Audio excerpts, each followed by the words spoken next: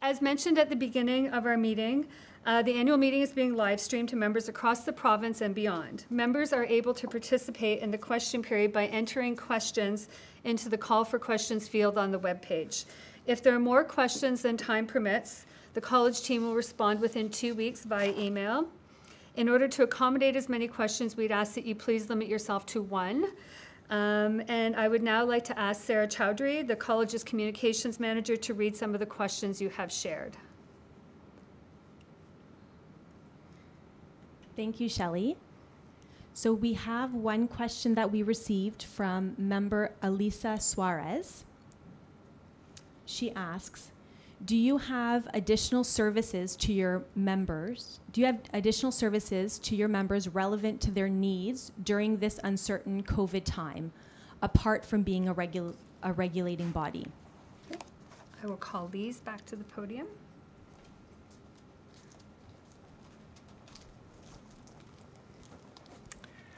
Thank you for that question, and it's a really great opportunity actually to segue into some of the many resources that the college has to support members' professional and ethical practice, generally speaking, and also in the context of COVID-19, which I believe might be the basis for the question.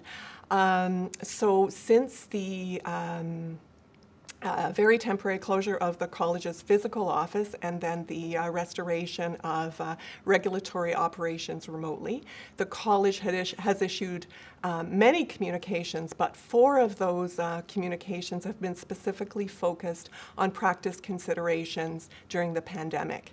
And within those resources, which you'll find on the COVID-19 page on the college website, are links to various resources, both internal college resources to support professional ethical practice, and also some external resources, particularly related to the various health and safety requirements during the ongoing pandemic.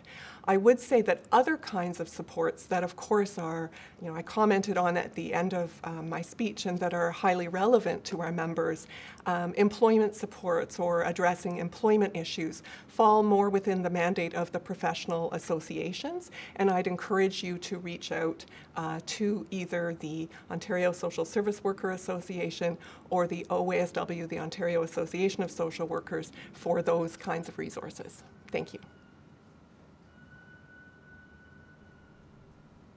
So we have an additional question, once again from Elisa Suarez, as a follow-up related to the annual membership fee.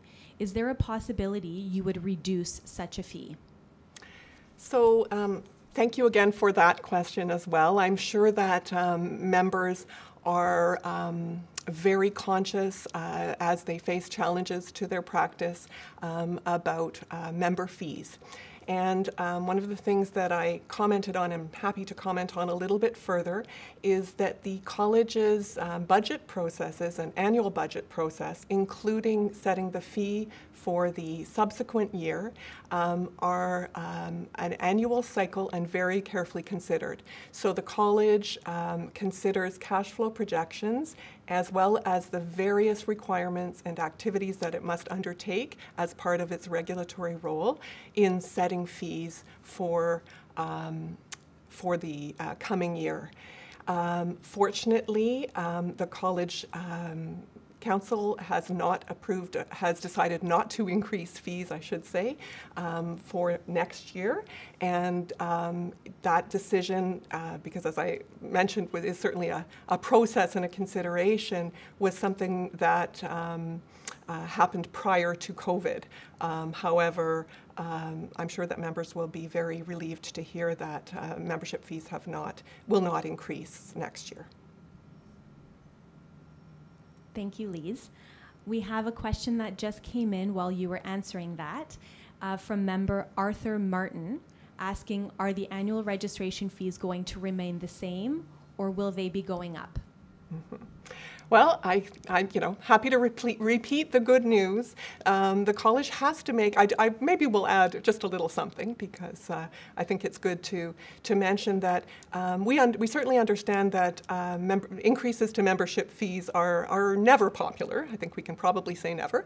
However, those decisions are made very carefully by the college, and the college must carefully consider its various regulatory responsibilities and everything that it needs to do in order to fulfill its mandate of public protection. Having said that, and because of the planning that the college has undertaken, membership fees will not be increased next year. So there doesn't appear to be any other questions, and as a reminder, if you do submit a question, college staff would be pleased to answer that question in the coming weeks.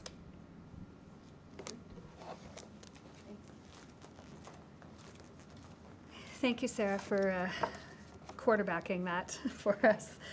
And like Sarah said, if you have any questions, please don't hesitate to submit them, and the college team will get back to you in a timely fashion. So this concludes the business to be conducted at the 20th annual meeting of the college. Thank you for your attendance and participation. This meeting is now adjourned. We will break until 11 o'clock, at which point we will begin our keynote address. So I'd invite you all to return just before 11 when we are about to kick off the keynote address. So thank you very much.